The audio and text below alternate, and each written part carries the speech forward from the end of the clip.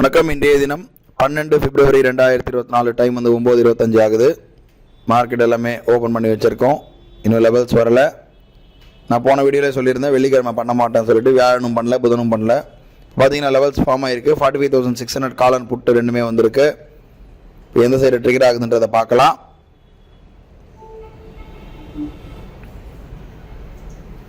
பார்க்குறோம். டைம் வந்து கரெக்டாக 9:33 ஆகுது. புட்டு சைடு வந்து நமக்கு ட்ரிகர் ஆகிருக்கு, எக்ஸிக்யூட் ஆகிருக்கு. 45,600 புட் ஆப்ஷன் வந்து 357க்கு ட்ரிகர் ஆகிருக்கு. இப்போ 348 இருக்குது.